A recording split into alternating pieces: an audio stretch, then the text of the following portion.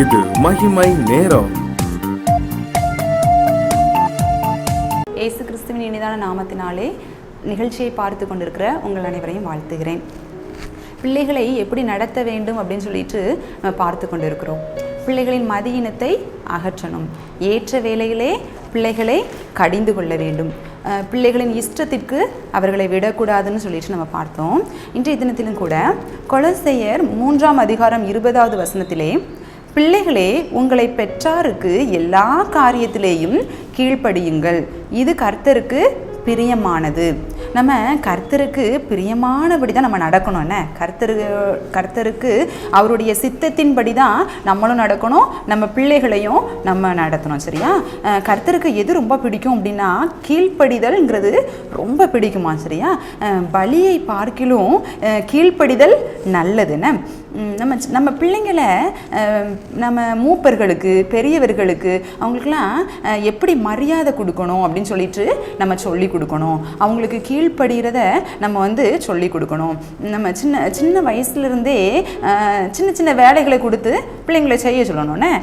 பிள்ளைங்க இந்த காலத்து பிள்ளைங்க எதுவுமே ரொம்ப பேரண்ட்ஸும் எதுவும் அவங்கள வேலை வாங்குறதில்ல, பிள்ளைங்களும் அப்படி எதுவும் செய்கிறதில்லன்னு நினைக்கேன். ஒருவேளை உங்கள் வீட்டில் நீங்கள் கரெக்டாக நடத்துவீங்களா இருக்கும். நம்ம வீட்டில் அன்றாட வேலைகள் இருக்கும்ல, பெருக்கிறது, பாத்திரம் வளர்க்குறது, துணி துவைக்கிறது, இது எல்லாமே நம்ம பிள்ளைகளுக்கும் நம்ம என்ன பண்ணணும், பழக்குவிக்கணும். சரியா? ஏன்னா பிள்ளைங்க பெரியவங்களான பிறகு அவங்களும் அதே வேலைகளை எல்லாம் செய்யணும். அப்போ சிறு வயதுலேருந்தே நம்ம இதெல்லாம் என்ன பண்ணணும், கற்றுக் கொடுக்கணும். நான் யூத் மீட்டிங் போகும்போது என்னோட ஐயரம்மா அவங்க சொன்ன ஒரு ஸ்டோரின்னு, அவங்க ஸ்டோரியில் நிஜமானது தான். அவங்க சின்ன பிள்ளையாக இருக்கும்போது சர்ச்சில் கரெக்டாக உட்காந்துருக்கணுமா. அவங்க லைட்டாக அப்படி அசைஞ்சா கூட பின்னாடி இருந்து யாரோ டங்குன்னு அவங்க தலையில் கொட்டிடுவாங்களாம். கொட்டினது யாருன்னு சொல்லி திரும்பி பார்த்தா டக்குன்னு திருப்பி மறுபடி கொட்டு விழுமா. அப்போ பின்னாடி அவங்க அம்மா தான் இருக்கணும்னு அவசியம் இல்லை, பின்னாடி எந்த ஒரு பெரியவங்க இருந்தாலும் பிள்ளைங்க சேட்டை பண்ணால் தண்டிப்பாங்க. ஆனால் இந்த காலத்தில் நம்ம யாரையுமே எதுவுமே சொல்ல முடியாது. என்ன, உடனே பெற்றோர்கள் என்ன பண்ணிடுவாங்க, வீட்டுக்கு சண்டைக்கு வந்துடுவாங்க.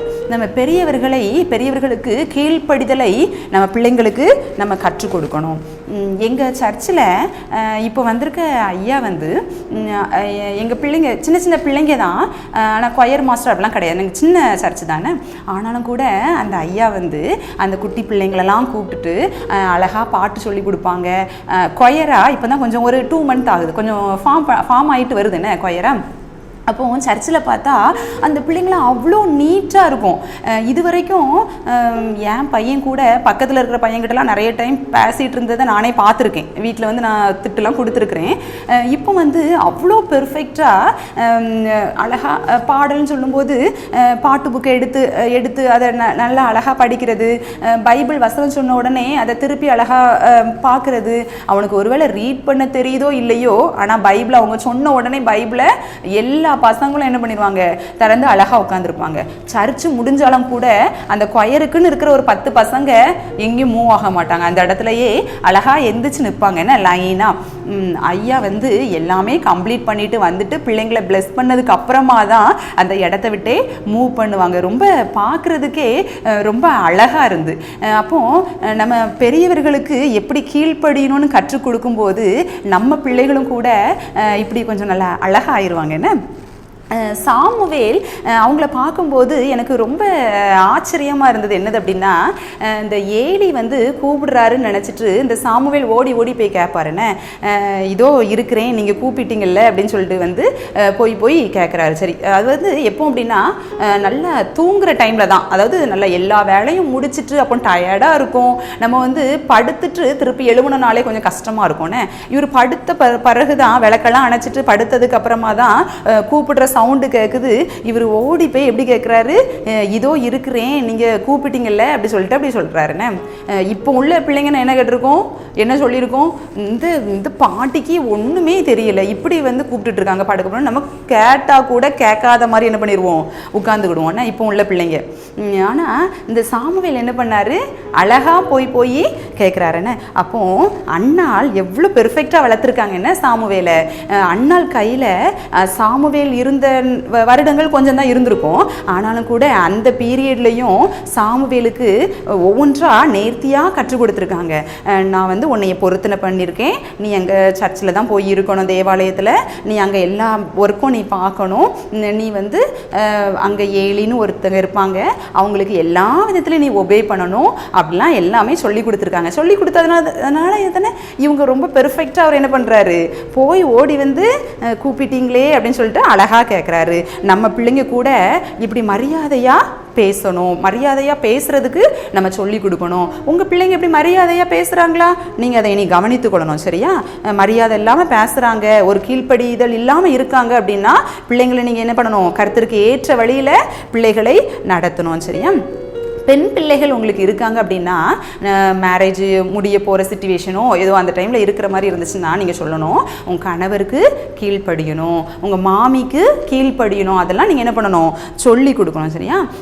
எனக்கு மேரேஜ் ஆக போகிற அந்த டைமில் என்னோட ரிலேஷன் வந்து சொன்னாங்க, நீ வந்து அங்கே போய் பெருக்கெல்லாம் ஆரம்பிச்சிடாத, நீ ஒரு டைம் பெருக்க ஆரம்பிச்சான்னா எல்லா நாளும் ஒன்னே தான் பெருக்க வைப்பாங்க, ஒரு நாள் சமையல் பண்ணால் எல்லா நாளும் ஒன்றை தான் சமையல் பண்ண வைப்பாங்க அப்படின்னு சொல்லி சொன்னாங்கன்னு. அப்போ அவங்க போனதுக்கு அப்புறமா எங்கள் அம்மா என்கிட்ட சொன்னாங்க, நீ வந்து அவங்க சொன்னாங்கங்கிறதுக்காக அங்கே போய் எதுவும் செய்யாமல் இருக்கக்கூடாது, நீ நம்ம வீட்டில் இங்கே இருக்கும்போது எப்படி பெருக்குனியோ எப்படி பாத்திரம் வளர்க்குனியோ அதே மாதிரி அது மேரேஜுக்கு அப்புறம் அது உன்னோட வீடு, அங்கே போய் அதை என்ன பண்ணணும், அப்படி இருக்கணும், அவங்களுக்கெல்லாம் மரியாதை கொடுத்து இருக்கணும்னு சொல்லி தந்தாங்க. நீங்கள் உங்கள் பிள்ளைகளுக்கு எப்படி சொல்லி கொடுக்குறீங்களா, உங்கள் அங்கே போன உடனே அங்கே இருக்கிற பெரியவங்களுக்கெல்லாம் கீழ்ப்படிஞ்சு நடக்கணும் அப்படின்னு சொல்லிட்டு நீங்கள் சொல்லி கொடுக்கணும். ஆண் பிள்ளைகள் இருந்தாங்க அப்படின்னா நம்ம சொல்லணும், உன் மனைவியை நீ நேசிக்கணும், மனைவியோட அந்த அவங்களோட விருப்பங்களுக்கும் நீ வந்து இசைவாக நடக்கணும் அப்படின்னு சொல்லிட்டு நம்ம சொல்லி கொடுக்கணும்னு. நம்ம வந்து ஓயாமல் புக்கை படி படி படி படின்னு நம்ம சொல்லிகிட்டே இருக்கிறோம். நம்ம இதெல்லாம் படின்னு சொல்கிற நம்ம வேதாகமத்தை படின்னு சொல்கிறோமா, அதன்படி நடக்க சொல்கிறோமா, கீழ்ப்படியும் கற்றுக் கொடுக்கணும். சரியா? பிள்ளைங்களுக்கு பைபிள் வாசித்து அதன்படி நடக்க கற்றுக் கொடுக்கிறவர்களாக நம்ம இருக்கணும். சரியா? ஜெபம் செய்வோமா? ஏசப்பா, எங்கள் கரங்களில் தந்த குழந்தைகளுக்காக உமக்கு நன்றி ஏசப்பா. எங்கள் பிள்ளைகள் கீழ்ப்படிதல் உள்ள பிள்ளைகளாக இருக்கணும் ஏசப்பா, உமக்கு ஏற்ற வழியில் நடக்கணும், நீங்கள் உதவி செய்ய வழி நடத்துங்க. இயேசுவின் மூலம் ஜெபிக்கிறோம், ஜீவனும் பரிசுத்தமுள்ள நல்ல பிதாவே, ஆமேன்.